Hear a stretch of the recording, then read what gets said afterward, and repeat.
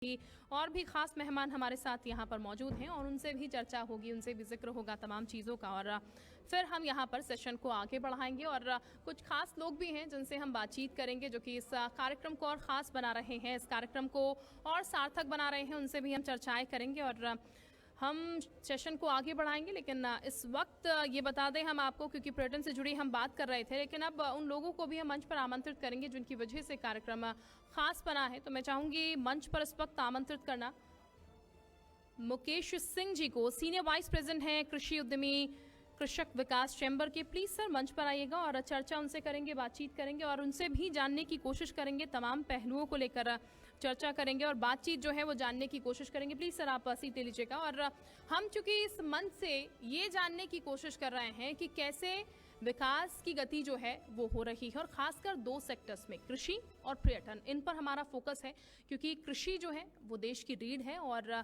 कृषक को कितना लाभ मिल रहा है, जो इम्प्लीमेंटेशन हो रही है गवर्नमेंट की तरफ से, वो सिर्फ कहीं हवाई तो नहीं है, धरातल पर उनका काम कैसे हो रहा है, ये तमाम चीज़ें जो हैं वो हम जानने की कोशिश कर रहे हैं। तो हमारे साथ तमाम ख़ास मेहमान और भी जुड़ेंगे, तो हम पैनल की अब शुरुआत कर देते हैं।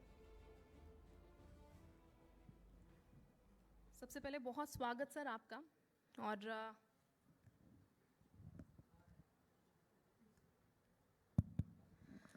तो आई थिंक अब हम चर्चा की शुरुआत कर सकते हैं। माइक ने भी आवाज़ दे दी है कि आप सवाल पूछ लीजिए यहाँ पर। तो मुकेश जी, सबसे पहला सवाल तो मेरा आपसे यही है, क्योंकि आप बहुत बारीकी से चीज़ों को देखते हैं, बहुत बारीकी से चीज़ों को समझते हैं। उत्तर प्रदेश सरकार की तमाम योजनाएं सर चूँकि लाई जा रही हैं, एक कृषक के लिए अगर बात की जाए तो कितना अग्रणी एक उत्तर प्रदेश का कृषक जो है वो हो पाया है इस सरकार के माध्यम से? देखिए शिल्पा जी, जहाँ तक कृषक की भूमिका की बात है उत्तर प्रदेश में, तो उत्तर प्रदेश का किसान जो है वो उत्तर प्रदेश की अर्थव्यवस्था का बैकबोन है। बैकबोन इसलिए मैं कह रहा हूँ क्योंकि जो उत्तर प्रदेश की कुल आय है उसमें 41% जो है कंट्रीब्यूशन एग्रीकल्चर सेक्टर से आता है, तो मैं उसको बैकबोन मानता हूँ क्योंकि ऑलमोस्ट 50% है वो। तो उत्तर प्रदेश का कृषक जो है वो अर्थव्यवस्था का, और जब हम आत्मनिर्भर भारत की बात करते हैं, जब हम नए भारत की बात करते हैं, जब हम नए उत्तर प्रदेश की बात करते हैं, तो वहाँ पर किसानों की भूमिका सबसे महत्वपूर्ण हो जाती है। और मैं लगातार पिछले कई वर्षों से उत्तर प्रदेश के किसानों के लिए बहुत सारे, मैं आपको पता है मैं इंडस्ट्रियल चैम्बर्स को हेड करता हूँ, इंडो अमेरिकन, इंडो कैनेडियन कृषि उद्यमी विकास चैम्बर को। तो मैं किसानों के लिए बहुत सारे हमने ट्रेनिंग प्रोग्राम्स हमने किए हैं, उनसे इंटरेक्ट करते हैं, उनसे बात करते हैं, पॉलिसीज़ के बारे में डिस्कस करते हैं। तो उत्तर प्रदेश की जो वर्तमान पॉलिसी है, जो 2019 में जो है कृषि नीति आई थी और 2019 में ही उद्यान विभाग की नीति आई थी जो फूड प्रोसेसिंग की है, जिसमें आंशिक संशोधन अभी 2021 में हुआ है। तो वो न केवल किसानों के लिए बहुत इंकरेज करती है, बल्कि उत्तर प्रदेश में जो इन्वेस्टर्स आ रहे हैं, पिछले कई वर्षों से आप देख रहे हैं ग्लोबल इन्वेस्टर समिट हुए, उसमें भी वो पॉलिसी जो है, जो सेक्टोरल पॉलिसी है एग्रीकल्चर को लेकर के, उसका रोल बहुत इंपॉर्टेंट हो जाता है क्योंकि जितने भी इन्वेस्टर्स आते हैं वो पॉलिसी के नीति के हिसाब से ही आते हैं। तो इसलिए, और किसान जो उत्तर प्रदेश का बहुत उन्नतशील है, प्रगतिशील है और बहुत ही समझदार है, उसको अपने प्रोड्यूस के बारे में पता है। तो मैं ये कह सकता हूँ कि कृषक की महत्वपूर्ण भूमिका है। बिल्कुल, जाहिर तौर पर कृषक की सर महत्वपूर्ण भूमिका है और इसीलिए कार्यक्रम भी हमने रखा है क्योंकि कृषक महत्वपूर्ण है और कृषि महत्वपूर्ण है। सर, क्योंकि इन्वेस्टर समिट की हम पहले भी जिक्र कर रहे थे कुछ देर पहले, इन्वेस्टर की अगर हम बात करें, इन्वेस्टमेंट की अगर हम बात करें, तो क्या आपको लगता है कृषि सेक्टर में इन्वेस्टमेंट कम आया है? अगर कम आया है तो फिर ऐसे में क्या करना चाहिए सरकार को इसके लिए कि ज़्यादा से ज़्यादा निवेश जो है वो आ पाए कृषि सेक्टर में खासकर? देखिए, हो सकता है कि अगर आप दूसरे विभागों के साथ, अगर आप थोड़ी देर पहले मैं कृषि मंत्री जी को भी सुन रहा था, उद्यान मंत्री जी को भी सुना और अभी हमने पर्यटन मंत्री जी को सुना, हो सकता है कंपैरिजन अगर करें तो 19-20 हो सकता है, लेकिन उत्तर प्रदेश सरकार जो है वो जो पॉलिसी लेकर के आई है बहुत ही एनकरेजिंग है। और थोड़ी देर पहले उद्यान मंत्री भी कह रहे थे फूड प्रोसेसिंग में जो कैपिटल इंसेंटिव्स दिए जा रहे हैं, जो इंटरेस्ट सब्सिडी दी जा रही है, जो मंडी की जो बहुत सारी जो शुल्क हैं उसको माफ़ किया जा रहा है, स्टैम्प ड्यूटी एग्जम्पशन दिया जा रहा है, तो मुझे लगता है कि अगर कम भी थोड़ा बहुत आया है तो जो पॉलिसी है वो बहुत एनकरेजिंग है, तो वो इन्वेस्टर्स को अट्रैक्ट करती है। और उत्तर प्रदेश एक ऐसा प्रदेश है जहाँ 96 लाख MSMEs काम करती हैं, तो फूड प्रोसेसिंग में बहुत सारा स्कोप है उत्तर प्रदेश में। आने वाले समय में वो फूड प्रोसेसिंग एक बहुत एनकरेजिंग सेक्टर होगा जहाँ पर पूरे दुनिया का इन्वेस्टर आकर के प्रोसेसिंग इंडस्ट्री में काम करेगा, क्योंकि यहाँ पर हर तरह का प्रोड्यूस है। मतलब अगर आप इलाहाबाद की तरफ जाएं तो हॉर्टिकल्चर के बहुत सारे प्रोड्यूस, आपको अमरूद मिलेगा, कहीं धान मिलेगा, कहीं गेहूँ मिलेगा, कहीं ब्लैक राइस मिलेगा। तो बहुत सारा स्कोप है उत्तर प्रदेश में हॉर्टिकल्चर प्रोड्यूस के लिए भी और एग्रीकल्चर प्रोड्यूस के लिए भी। तो मुझे लगता है आने वाले समय में बड़े इन्वेस्टर्स उत्तर प्रदेश में आएंगे। बिल्कुल, और इन इन्वेस्टर के लिए सरकार जो है वो लगातार काम भी कर रही है। लेकिन सर, जैसा कि सरकार का ही ये कहना है कि आय जो है किसानों की वो दोगुनी करनी है, वो दोगुनी जो किसानों की आय करनी है, क्योंकि अभी जैसा कि मंत्री जी कह रहे थे कि कहीं हुई है कहीं नहीं, तो ऐसे में उसको दोगुना करना है। तो सर, औद्योगिक क्षेत्र का इसमें कितना हाथ है, इस होना चाहिए? इसके अलावा सरकार को कौन सी और चीज़ें इम्प्लीमेंट करनी चाहिए ताकि वो जो दोगुनी हम करना चाह रहे हैं उनकी आय, वो दोगुनी हो पाए, उस लक्ष्य को प्राप्त कर पाए? देखिए, उत्तर प्रदेश सरकार की प्राथमिकता में किसान है और वो डबलिंग द फार्मर्स इनकम, आप सुनती हैं कि हमेशा सरकार कहती है डबलिंग द फार्मर।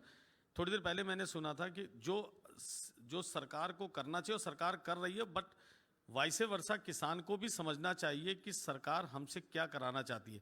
थोड़ी देर पहले इसी मंच पर हम लोगों ने सुना था कि इंश्योरेंस को लेकर करके बहुत सारे किसान जो है वो अपनी फसलों का इंश्योरेंस नहीं कराते हैं, प्रधानमंत्री बीमा फसल योजना नहीं कराते हैं, उनको कराना चाहिए, पहली बात। तो दूसरी बात, जो सरकार की जो नीतियां हैं उनको किसानों को समझने की ज़रूरत है कि वो चाहते क्या। जैसे मान लीजिए एग्री एक्सपोर्ट की जहाँ पर बात होती है, तो नाबार्ड क्या कराना चाहती है। छोटे किसान उत्तर प्रदेश में स्मॉल होल्डिंग्स के किसान बहुत हैं, उनको आपको ये बताना पड़ेगा कि उनकी इनकम कैसे डबल हो। तो उस इनकम को डबल करने के लिए किसान को भी इंटरेस्ट, रुचि लेना पड़ेगा कि सरकार की जो नीति है, पॉलिसी है, जो नाबार्ड समझाना चाहती है, जो कृषि विभाग समझाना चाहता है, जो उद्यान विभाग समझाना चाहता है। तो अगर मान लीजिए एक्सपोर्ट की बात करें आप, तो उत्तर प्रदेश में एक्सपोर्ट का बहुत स्कोप है। जैसे आप आम ले लीजिए, लखनऊ का आम हम इतना प्रोड्यूस करते हैं फिर भी देश में चौथे नंबर पर है। तो उसको हम कैसे एक्सपोर्ट करें, कैसे उस एक्सपोर्ट को बढ़ाया जाए। तो जो छोटे सीमांत का किसान है उसको पॉलिसी को समझना पड़ेगा, उसको टेक्निकल असिस्टेंस सरकार करा रही है, उसको और अच्छे से कराना पड़ेगा ताकि वो साइंटिफिक तरीके से जो है अपने स्मॉल होल्डिंग्स पर भी खेती को करे। तो वो अगर वो साइंटिफिक तरीके से करेगा तो निश्चित रूप से उसका प्रोड्यूस बढ़ेगा। मीडियोकर्स को ऑलरेडी सरकार ने बहुत सारी योजनाओं के तहत मीडियोकर्स को हटा दिया, उनको सही करने के लिए अच्छे लिंकेज की जरूरत है, जहां पर चैम्बर ऑफ कॉमर्सेस का बहुत रोल हो जाता है कि कैसे जो छोटे जो किसान हैं उनका जो प्रोड्यूस है उसको अगर वो एक्सपोर्ट करना चाहता है, अगर वो किसी अच्छे बाजार में लेके जाना चाहता है।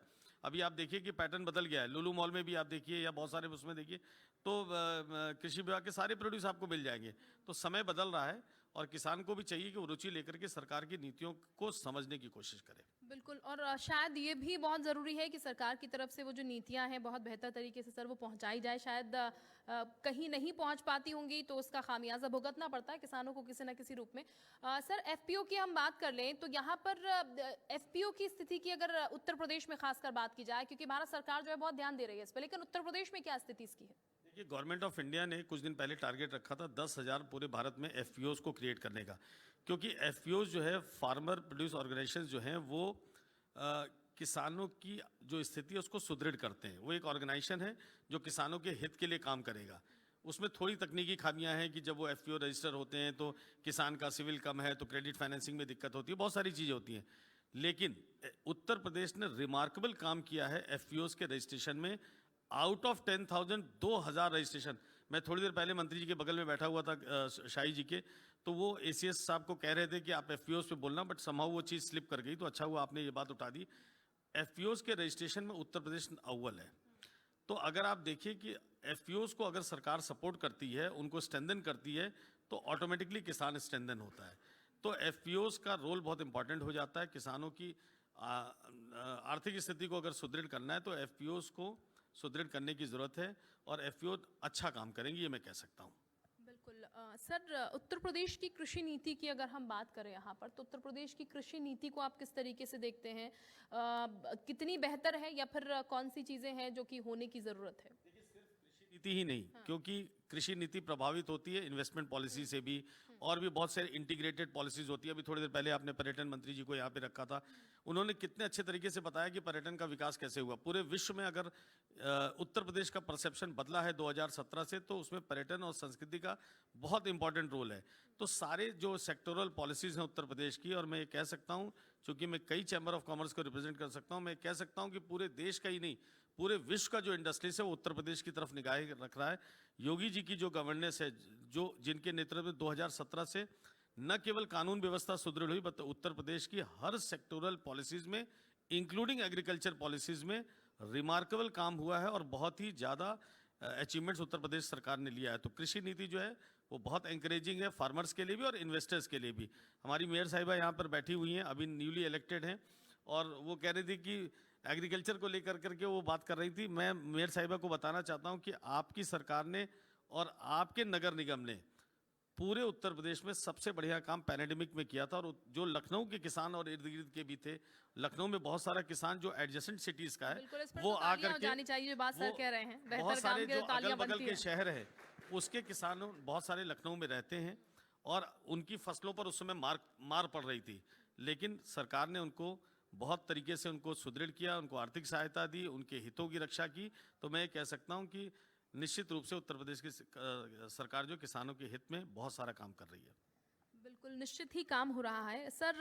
आने वाले समय की हम बात करें, क्योंकि हम फ्यूचर की तरफ देखकर आगे बढ़ रहे हैं, फ्यूचरिस्टिक हो रहे हैं, और इसीलिए तमाम एक विजन जो है वो सेट किए गए हैं सरकार की तरफ से। आने वाला जो किसान है, यानी कि अभी एट प्रेजेंट जो किसान है, आने वाले समय में हम उस किसान को कितना आगे बढ़ता देख रहे हैं, क्योंकि अभी आपने भी देखा किस तरीके से हमारे साथ यहाँ पर किसान मौजूद थे, वो खुद तो चीज़ें बढ़ा ही रहे हैं और लोगों को भी अपने साथ इन्वॉल्व कर रहे हैं। तो आगे फ्यूचर कितना ज़्यादा सर ब्राइट है? मैं बस आपको अंत में ये कहना चाहता हूँ कि किसान का फ्यूचर बहुत ब्राइट है, बट सरकार के साथ साथ किसान को भी कदम मिला के चलना पड़ेगा। मैं चैम्बर ऑफ कॉमर्स की तरफ से मैं चाहता हूं कि उत्तर प्रदेश एक ऐसा फैसिलिटेशन सेंटर बनाए, नाबार्ड के सहयोग से, किसी भी एजेंसी के सहयोग से, या सरकार खुद बनाए, जिसमें जो किसान है ना उनको ये बताया जाए। एग्री एक्सपोर्ट को बढ़ावा देना चाहिए, बट उनको आपको, चूंकि वो ग्रामीण परिक्षेत्र से आता है, एजुकेशन भी कई बार कम रहती है, उनको सरकार को बताना पड़ेगा कि वो अगर अपने प्रोड्यूस का एक्सपोर्ट जर्मनी करना चाहते हैं या यूएई करना चाहते हैं या कोई भी प्रोड्यूस जहां करना चाहते हैं, तो उसका प्रोसेस क्या है, प्रोसीजर क्या है। इसके लिए किसान को भी रुचि लेनी पड़ेगी, तभी विन विन सिचुएशन सरकार के लिए भी और उत्तर प्रदेश की जनता के लिए और स्पेशली किसानों के लिए होती है। बिल्कुल, बहुत बहुत शुक्रिया सर अपना समय देने के लिए Thank you और so much, तमाम शिल्पा बातें जी, यहाँ thank पर you so रखने के लिए much. बहुत शुक्रिया। और कोशिश यही है इस मंच से कि हम हर एक सेक्टर से जानने की कोशिश करें कि किस तरीके से यहाँ पर काम हो रहा है। बहुत शुक्रिया सर आपका अपना कीमती समय देने के लिए।